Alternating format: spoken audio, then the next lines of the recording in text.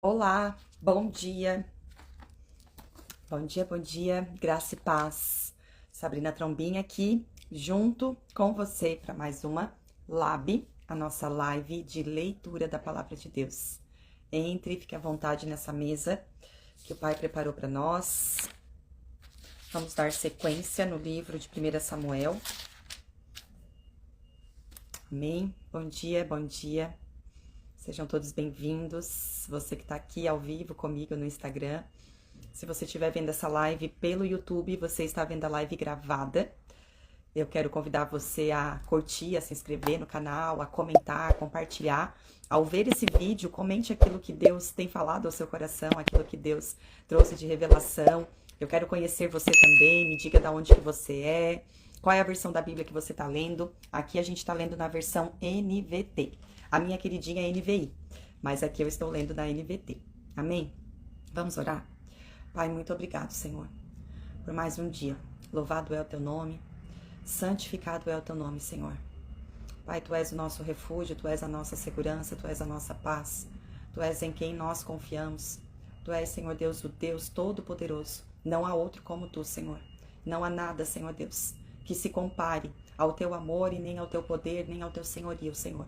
Nós te louvamos, nós te amamos, Senhor, reconhecemos e queremos cada dia mais conhecer e firmar a nossa fé em ti, Senhor. Eu oro, Pai, por um renovo sobre a minha vida, sobre a vida de cada pessoa que possa estar, Senhor Deus, também cansada. Em nome de Jesus, Pai, eu creio. A tua palavra diz que aqueles que esperam no Senhor renovam as suas forças. E eu, Senhor Deus, tomo posse dessa palavra. Em nome de Jesus, amém. Amém, meu povo. Bom dia. Gente, eu tô muito cansada. Vocês estão vendo, eu acho, pela minha cara, né? Tem sido dias muito intensos e guerras ferrenhas.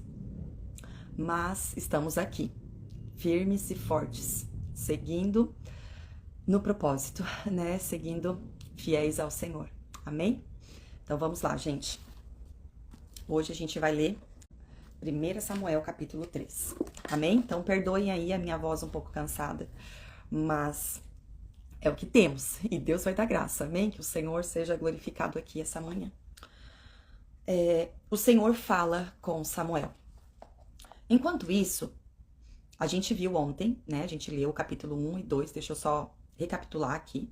A gente viu que Ana era uma mulher estéril que chorou pedindo ao Senhor que lhe desse um filho e que ele seria consagrado ao Senhor. O Senhor deu a ela e assim ele fez. Ela fez, levou ele para viver no templo com o sacerdote Eli, que tinha 2 filhos, Ofni e Finéias, que eram dois sacerdotes também que serviam ali, porém eles desonravam o Senhor. E o Senhor enviou um homem de Deus, mandando uma profecia para Eli, dizendo que a casa dele teria morte na casa dele, que os filhos deles morreriam e que ele não continuaria com a linhagem de sacerdote pela família dele. E aí, a gente terminou aqui o capítulo 2, no verso 35, Deus dizendo assim para Eli: então levantarei um sacerdote fiel que me servirá e fará tudo que eu desejo. Aí agora, capítulo 3. O Senhor fala com Samuel. Enquanto isso, Samuel estava crescendo lá no templo, na companhia de Eli, no meio de tudo isso. Porém, o texto dizia que ele crescia na presença do Senhor e agradava a Deus e ao povo também, tinha o carisma do povo. Enquanto isso, o menino Samuel servia ao Senhor, ajudando Eli. Naqueles dias, as mensagens do Senhor eram muito raras e visões não eram comuns. Certa noite, Eli, que estava quase cego, tinha ido se deitar. A lâmpada de Deus ainda não havia se apagado e Samuel dormia na casa do Senhor, onde estava a arca de Deus. De repente, o Senhor chamou: Samuel. O menino respondeu: estou aqui. Se levantou e correu até onde estava Eli. Estou aqui, o Senhor me chamou? Não o chamei, respondeu Eli. Volte para a cama. E Samuel voltou a se deitar.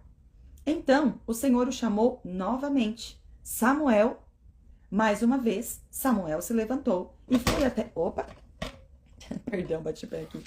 E foi até Eli. Estou aqui, o Senhor me chamou? Mas Eli respondeu: meu filho, não chamei. volte para a cama. Samuel ainda não conhecia o Senhor, porque nunca havia recebido uma mensagem dele. O Senhor o chamou pela terceira vez, e novamente Samuel se levantou e foi até Eli. Estou aqui, o Senhor me chamou. Então Eli entendeu que era o Senhor que chamava o menino. Por isso disse a Samuel: vá e deite-se novamente. Se alguém o chamar, diga: fala, Senhor, pois teu servo está ouvindo. E Samuel voltou para a cama. Então o Senhor veio e o chamou, como antes: Samuel, Samuel. Samuel respondeu: fala, pois o teu servo está ouvindo.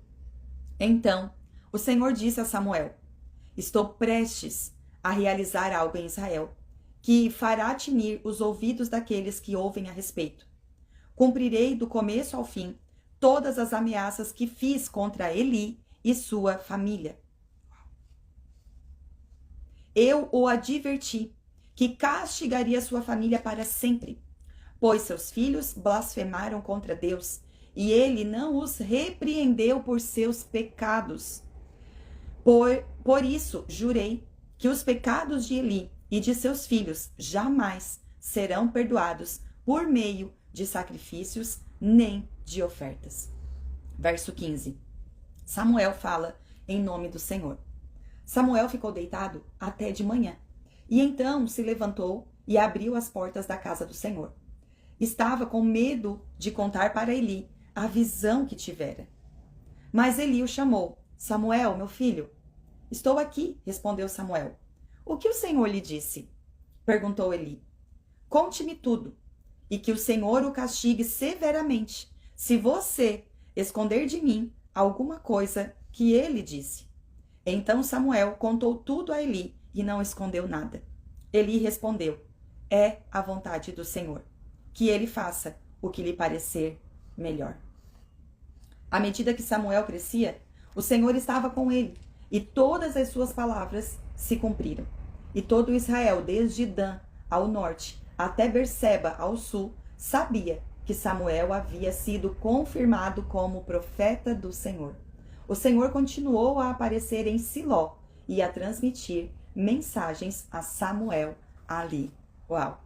Aquele menino que foi gerado lá no ventre de Ana, aquela mulher que estava chorando, que esse sacerdote achou que ela estava bêbada, que repreendeu ela, se tornou uma resposta para a necessidade que Deus tinha e veio para a casa desse homem, recebeu uma mensagem do Senhor e ali entregou para ele, se tornando então um profeta em Israel. Gente, é lindo demais o que Deus faz. A forma que Deus faz as coisas, ela muitas vezes ofende a nossa mente, né? Ofende, porque a gente acha que tá no nosso controle, é do nosso jeito, mas não é. Não é. Deus, ele é autossuficiente.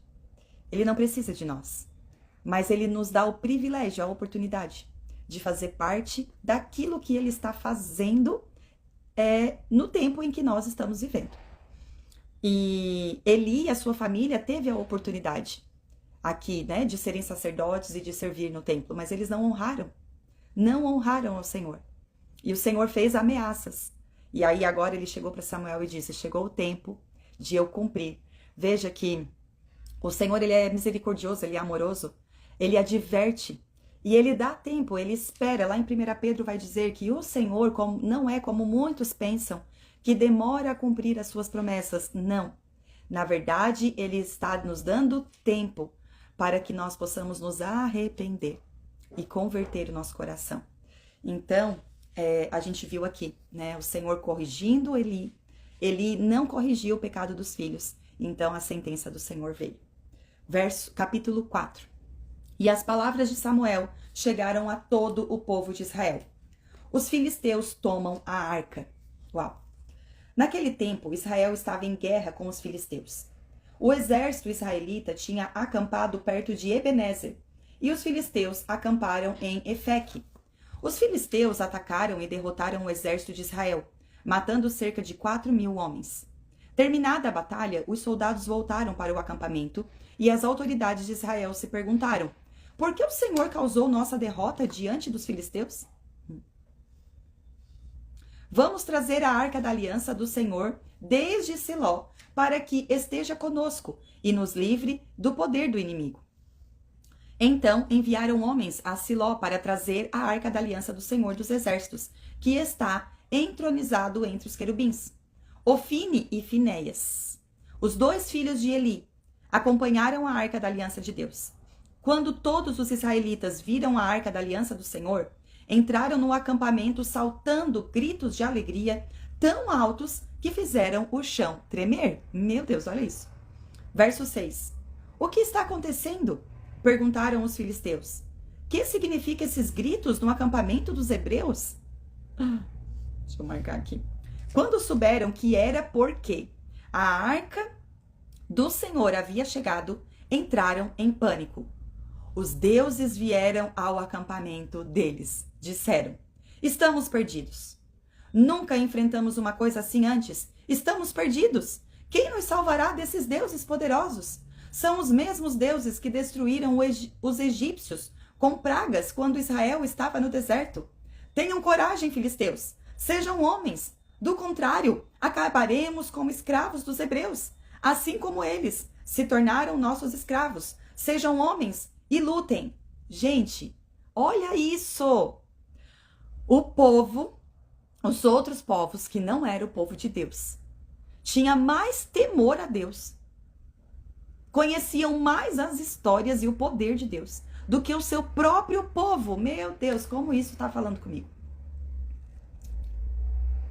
Hein? O inimigo tremeu de medo. O inimigo disse: acabou para nós. Já era. Aqui ele diz assim, ó, esses deuses, porque eles não conheciam a Deus, né? A arca era apenas um objeto, né? Onde a presença de Deus se manifestava, onde tinha ali dentro a vara de Arão, onde tinha uma amostra do maná, onde tinha as tábuas da escritura, né? Mas o Deus, o nosso Deus, que é o Deus dos hebreus, o Deus Todo-Poderoso, ele não tinha imagem. Ele não era deuses, como diz aqui com letras minúsculas. Ele é o Deus Todo-Poderoso. O Deus com letra maiúscula, o único e verdadeiro Deus. E eles achavam que eram deuses. E sabiam do que ele tinha feito. Um único Deus. E eles tremeram de medo. Verso 10. Então os filisteus saíram para a batalha. E Israel foi derrotado. A matança foi grande. Tinha 1.000 soldados israelitas. 30.000 soldados israelitas morreram naquele dia. Os sobreviventes deram meia volta e fugiram para suas tendas. A arca de Deus foi tomada. E Ofine e Finéias, os 2 filhos de Eli, foram mortos. Meu Deus. Gente, eles trouxeram a arca, mas Deus não estava com eles. Eles tinham um objeto, mas não tinha sido ordem e direção de Deus fazer isso. Quantas vezes as pessoas estão indo atrás de amuletos, né? Amuleto. É o pãozinho, é a água, é a rosa, é um monte de amuleto. Mas isso não significa que Deus está com você. Se você está preso a algo que é visível aos seus olhos, você não está agindo em fé. Porque aqui na Bíblia diz que a fé é a certeza e a convicção daquilo que nós não vemos, mas que cremos. Não é o fato de ter um amuleto que determina que Deus vai estar conosco, mas sim a nossa obediência e o nosso temor a Ele. Nós precisamos conhecer a vontade dEle e andar na vontade dEle, para que Ele, então, esteja conosco. Ele não abençoa aquilo que para Ele é abominável. Ele não abençoa a rebeldia. Ele não abençoa. Então, o que faz com que nós vençamos as nossas guerras não é se apegar a amuletos, mas sim obedecer a Deus, conhecer a sua vontade, conhecer a sua verdade e caminhar na verdade. Caminhar com Deus e não querer que Deus caminhe conosco. Nós é que temos que caminhar com Deus. Ele deixou os seus caminhos, ele deixou o caminho, na verdade. Deixa eu corrigir aqui. O caminho, que é Jesus. Eu sou o caminho, a verdade e a vida. Ninguém vai ao Pai senão por mim. E muitas vezes a gente tá vivendo uma vida toda errada, em desobediência, em rebeldia. E aí a gente pega um amuleto, vai na igreja, né? Pega aí uma água, pega um não sei o que, um sal, uma rosa, pega até um, sei lá, um rosário, um crucifixo, qualquer coisa. Pega isso, ai, Deus tá comigo. Você tá só segurando um objeto. Não segurar amuletos não significa que Deus vai estar com você. Mas sim, a sua vida reta diante de Deus, você caminhando com Deus, crendo, conhecendo a palavra dele. Aí sim, você vai estar com Deus. E mediante a isso, ele vai estar com você. Verso 12, a morte de Eli. Um homem da tribo de Benjamim correu do campo de batalha e chegou a Siló, ainda naquele dia. Tinha rasgado suas roupas e colocado pó sobre a cabeça. Eli estava sentado numa cadeira ao lado da estrada, esperando para ouvir as notícias da batalha, pois seu coração tremia pela segurança da arca de Deus. Quando o mensageiro chegou e contou o que havia acontecido, gritos ressoaram por toda a cidade. Eli ouviu os gritos e perguntou: "O que é esse barulho todo?" O mensageiro correu até Eli e contou-lhe a notícia. Eli estava com 98 anos e já não conseguia enxergar. "Acabo de chegar do campo de batalha", disse o mensageiro. Fugi de lá hoje mesmo." Eli perguntou: "O que aconteceu, meu filho?" O mensageiro respondeu: "Israel foi derrotado pelos filisteus e o povo foi massacrado. Seus 2 filhos, Ofni e Finéias, também morreram e a arca de Deus foi tomada." Uau!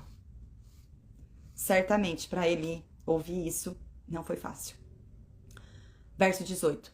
Quando ele mencionou o que havia acontecido com a arca de Deus, Eli caiu da cadeira para trás, ao lado do portão. Quebrou o pescoço e morreu, pois era velho e pesado. Havia sido juiz em Israel durante 40 anos. A nora de Eli, esposa de Finéias, estava grávida e perto de dar à luz. Quando soube que a arca de Deus havia sido tomada e que o sogro e o marido estavam mortos, teve contrações violentas e deu à luz. Ela morreu no parto, mas antes de falecer, as parteiras tentaram animá-la. "Não tenha medo", disseram. "Você teve um menino." Mas ela não respondeu nem se importou. Deu ao menino o nome de Icabode e disse: "Foi-se embora a glória de Israel." Pois a arca de Deus havia sido tomada, e seu sogro e seu marido estavam mortos. Disse ainda: "Foi-se embora a glória de Israel, pois a arca de Deus foi tomada." Uau! Deixa eu ver aqui, gente. Deixa eu ver que hora que é, se a gente dá sequência aqui. 9h30. Eu vou ler mais um capítulo, capítulo 5. Deixa eu colocar aqui.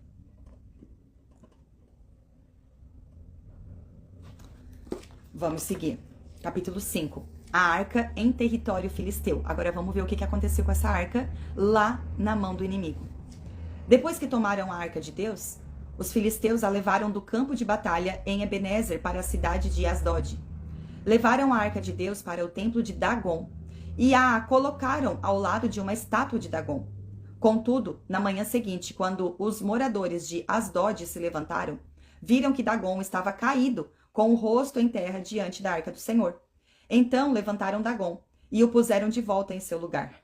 Na manhã do outro dia, porém, viram que tinha acontecido a mesma coisa. Dagon estava caído novamente com o rosto em terra diante da arca do Senhor. Ai, sensacional! Dessa vez, a cabeça e as mãos de Dagon tinham sido quebrado e estavam junto à porta da entrada. Somente o corpo permanecia intacto. Por isso, até hoje, os sacerdotes de Dagon e aqueles que entraram em seu templo em Asdod não pisam na soleira da porta. Então a mão do Senhor pesou sobre os moradores de Asdod e dos povoados vizinhos e os feriu com uma praga de tumores. Quando o povo de Asdod viu o que estava acontecendo, exclamou: Não podemos mais ficar com a arca do Deus de Israel. A mão dele pesou sobre nós e sobre Dagon, nosso Deus. Então, reuniram os governantes das cidades dos filisteus e lhes perguntaram: o que devemos fazer com a arca do Deus de Israel? Os governantes responderam: levem a arca para a cidade de Gate. Então levaram a arca do Deus de Israel para Gate. Mas quando a arca chegou a Gate, a mão do Senhor pesou sobre a cidade, ferindo com uma praga de tumores os homens de lá, tanto os homens como os velhos, e houve grande pânico. Por isso, enviaram a arca de Deus para a cidade de Ecrom. Mas quando os habitantes dali viram que ela entrava na cidade, exclamaram: por que estão trazendo a arca de Deus de Israel para cá? Querem matar todo o nosso povo? Reuniram mais uma vez os governantes filisteus e suplicaram: mande a arca de Deus de Israel de volta para sua própria terra, para que não mate todo o nosso povo. Pois a mão de Deus já pesava sobre a cidade, e o pavor mortal se espalhava por todo lugar. Os que não morreram foram afligidos com tumores, e o clamor da cidade subiu até o céu. Uau! Ai, gente, que vontade de continuar lendo, vocês não fazem ideia. Que vontade de continuar lendo aqui. Mas eu vou seguir, gente. Eu vou seguir. Vamos juntos? Vamos juntos? Deus tá me impelindo aqui a continuar essa leitura. Já deu tempo, eu tenho que trabalhar. Muita coisa para fazer, para resolver. Mas o Senhor tá me impelindo aqui a continuar. Amém? Se você puder, fique aí. Vamos seguir. Capítulo 6. Os filisteus devolveram a arca. Ao todo, a arca do Senhor permaneceu 7 meses em território filisteu. Então, os filisteus chamaram seus sacerdotes e adivinhos e lhes perguntaram: o que faremos com a arca do Senhor? Digam-nos como devemos mandá-la de volta para sua própria terra. Eles responderam. Deixa eu só marcar aqui, gente. Se vocês vão mandar a arca do Deus de Israel de volta, envie com ela uma oferta pela culpa, para que cesse a praga. Então, se forem curados, saberão que foi a mão dele que causou a praga. Que tipo de oferta pela culpa devemos enviar? Perguntaram os filisteus. Eles responderam: uma vez que a mesma praga atingiu vocês e 5 governantes, façam 5 tumores de ouro e 5 ratos de ouro, como os que devastaram sua terra. Façam essas imagens de tumores e de ratos para demonstrarem honra ao Deus de Israel. Quem sabe ele pare de afligir vocês, seus deuses e sua terra. Não endureçam o coração, como fizeram o faraó e os egípcios, que só deixaram Israel partir quando Deus os castigou severamente. Meu Deus, olha só, gente. Quem é que está falando isso? Não endureça o coração.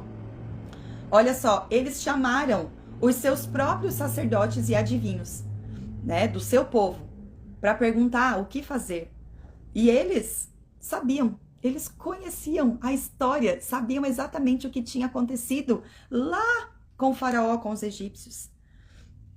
Verso 7. Agora, construam uma carroça nova e escolham 2 vacas que tenham acabado de dar cria e sobre as quais nunca tenha sido colocado a canga de um arado. Atrelem as vacas à carroça, mas prendam num curral os bezerros recém-nascidos. Coloquem a arca do Senhor sobre a carroça e ao lado dela ponham uma caixa com os objetos de ouro que vocês enviarão como oferta pela culpa. Então, deixem as vacas irem para onde quiserem. Se elas atravessarem a fronteira de nossa terra e se dirigirem a Bet-Semes, saberemos que foi o Senhor que trouxe sobre nós essa grande calamidade. Olha eles fazendo vários tipos de testes, né, com o Senhor. Do contrário, saberemos que não foi a mão dele que pesou sobre nós, mas que isso aconteceu por acaso. Verso 10. Os filisteus seguiram as instruções, atrelaram 2 vacas à carroça e prenderam num curral os bezerros recém-nascidos. Colocaram sobre a carroça a arca do Senhor e a caixa com os ratos de ouro e os tumores de ouro. E de fato, as vacas não se desviaram nem para um lado nem para o outro, mas seguiram direto pela estrada para Bet-Semes, mugindo por todo o caminho. Os governantes filisteus as acompanharam até a fronteira de Bet-Semes. Os moradores de Bet-Semes estavam colhendo trigo no vale, e quando viram a arca, se encheram de alegria. A carroça entrou no acampamento de um homem chamado Josué e parou ao lado de uma grande pedra. Então o povo quebrou a madeira da carroça para fazer fogo, matou as vacas e as ofereceu ao Senhor como holocausto. Os homens da tribo de Levi retiraram da carroça a arca do Senhor e a caixa com os objetos de ouro e os colocaram sobre a grande pedra. Naquele dia, o povo de Bet-Semes ofereceu ao Senhor sacrifícios e holocaustos. Os 5 governantes filisteus viram tudo isso e no mesmo dia voltaram para Ecrom. Os 5 tumores de ouro enviados pelos filisteus ao Senhor como oferta pela culpa eram presentes dos governantes de Asdod, Gaza, Ascalon, Gate e Ecrom.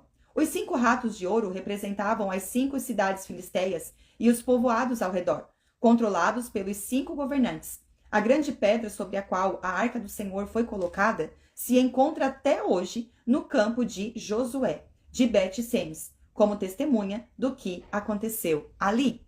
Verso 19. A arca é levada para Quiriate-Jearim. O Senhor matou 70 homens de Bet-Semes, porque olharam para dentro da arca do Senhor. Vocês lembram, gente, que não podia? A gente leu lá na lei. A gente leu.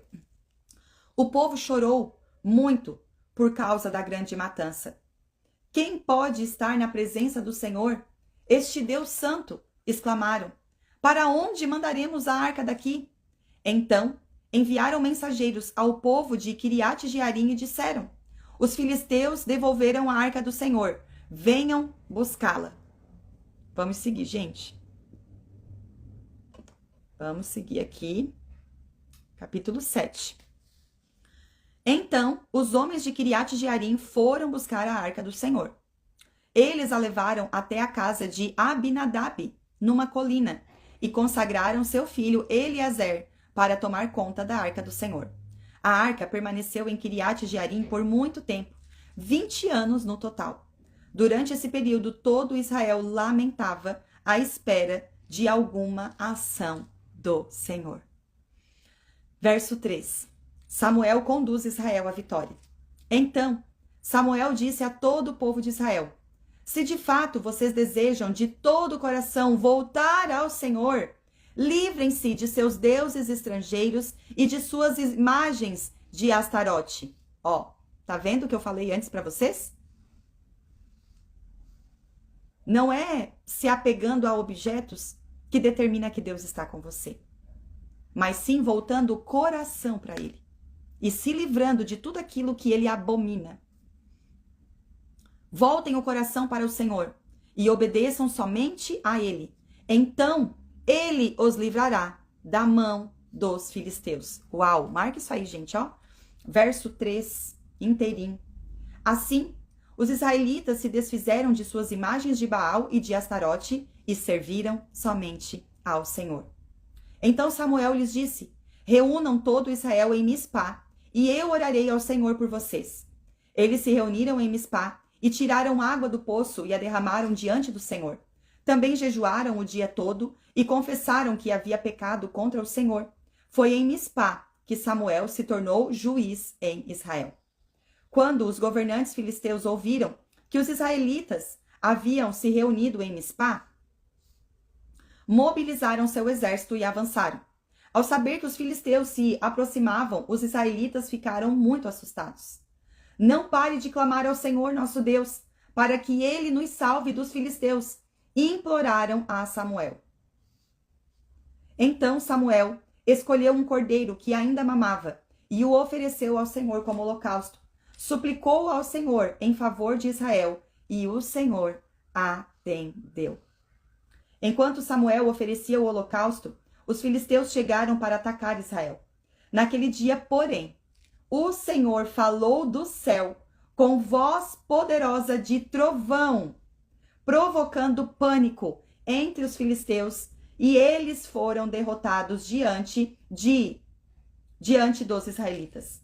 Os soldados de Israel os perseguiram desde Mispá até um lugar abaixo de Bet-Car, matando-os ao longo do caminho.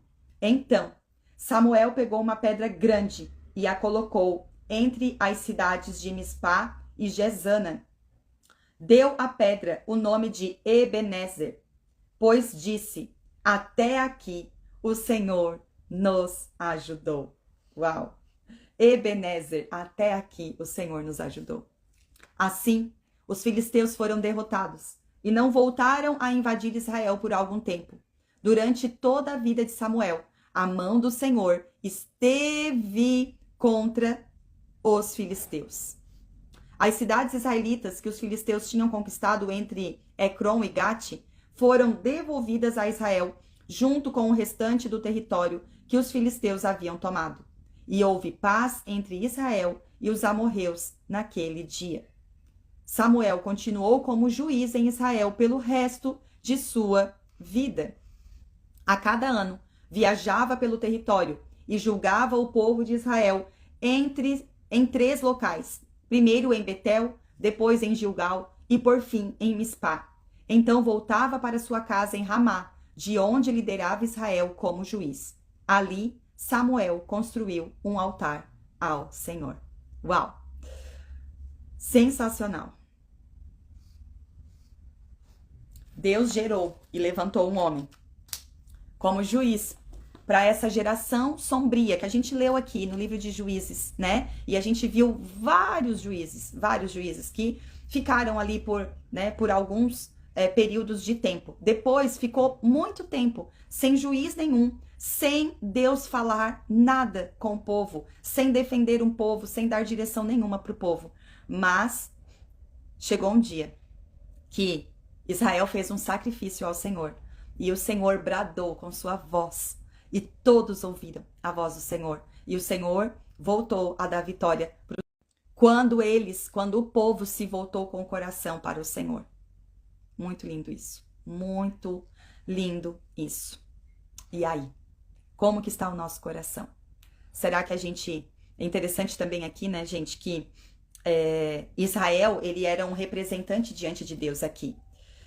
E o povo clamou aqui, né? No verso 8 diz assim, ó: não pare de clamar ao Senhor nosso Deus, para que ele nos salve dos filisteus, imploraram a Samuel. Nesse tempo, tinha aqui um representante, no caso aqui era Samuel, né? Como já passou tantos outros aqui, como a gente já viu, Moisés, Josué, tantos outros juízes que vieram depois, clamando ao Senhor diante do povo. E hoje, gente, hoje, cada um de nós, eu e você, podemos clamar ao Senhor. Jesus é o caminho que nos leva ao Pai. Nós não precisamos mais de juiz e nem de sacerdote para intermediar. Jesus Cristo agora é o sumo sacerdote e é por meio dele, é em nome dele. Nós oramos ao Pai em nome de Jesus. Não precisamos depender de pessoa nenhuma, de pastor, de líder. A sua oração, se você está com o seu coração voltado para Deus, se você crê nele, a sua oração é a mesma que um pastor vai fazer. Não tem isso, não tem pessoas mais, essa pessoa tem mais regalia diante de Deus. Tem a sua fé diante de Deus. Tem você crer naquilo que Deus fez, no poder que há no nome de Jesus, que ele confiou a nós. A gente vai ver lá nos evangelhos Jesus dizendo: me foi dado todo o poder nos céus e na terra. E eu agora lhes envio. Vão, orem, expulsem demônios, curem enfermos, façam discípulos de todas as nações. E ele diz: o que vocês pedirem ao Pai em meu nome, ele fará. Ele fará, se estiver de acordo com a palavra dele. Porque aquilo que não está de acordo com a palavra dele, não vai fazer, não. Aquilo que é para nosso próprio orgulho e egoísmo, vaidade e vanglória, Deus também não vai fazer, não. Ele só vai fazer aquilo que corresponde aos propósitos eternos dele. Como eu comecei a falar no início da live. Ele não precisa de nós, Deus é autossuficiente. Deus é autossuficiente. Deus é o mesmo, ontem, hoje, será para sempre. A gente vê aqui, né, na história, vários personagens que passaram pela história. Deus permanece. Vários personagens passam pela história. Muitos não honram a Deus. E acabam sofrendo, né, as consequências da sua desobediência. Mas até aqueles que obedecem, eles passam. Todos nós vamos passar, mas Deus permanece. Poderoso. inigualável, incomparável, soberano. A sua vontade é soberana. E nós precisamos aproveitar, desfrutar da oportunidade que temos hoje de fazer parte daquilo que Deus está fazendo nesse tempo. A gente está lendo aqui a nossa história, a história, né, dos nossos antepassados, mas Deus, ele está fazendo hoje ainda. E hoje somos eu e você que temos a oportunidade de fazer parte daquilo que ele está fazendo. Ele não precisa de nós, mas ele nos dá o privilégio de fazer parte da obra dele. Que o nosso coração se volte para ele. Obrigado, Deus, pela tua palavra. Obrigado, Senhor, porque o Senhor é um Deus misericordioso e justo. O Senhor é justo, a tua palavra, ela é a verdade. A tua palavra, Senhor Deus, não deixa dúvida. O Senhor é bondoso, é misericordioso, mas nós vemos que o Senhor também é juiz. O Senhor também, Pai, é um Deus de ordem. Uma ordem que traz paz, que nos traz segurança. Senhor, eu oro para que nós venhamos voltar o nosso coração a Ti. Que nós venhamos desapegar de tudo aquilo que achamos ser Deus, mas que não é Deus. Que são ídolos, que são amuletos na nossa vida. Coisas que levam o nome de Deus, mas que não são Deus. O nosso Deus é o Senhor, o Deus Todo-Poderoso, o Deus verdadeiro. Um Deus que não tem imagem, um Deus que não tem amuletos, mas que é movido pela nossa fé. A nossa fé chama a sua atenção. Então eu oro para que a fé no nosso coração, Senhor Deus, venha a ser fortalecida. Que nós venhamos ter a nossa mente e o nosso coração guardados em Ti, Jesus. E que os nossos olhos espirituais se abram para ver além do natural, além daquilo que está à nossa frente. Que nós possamos ver o Teu agir. Em nome de Jesus, Pai. Eu oro colocando a minha vida, a minha casa, a vida e família de cada pessoa que aqui está diante do Senhor. E que nós venhamos estar sensíveis para ouvir a Tua voz, pois o Senhor continua falando. Em nome de Jesus.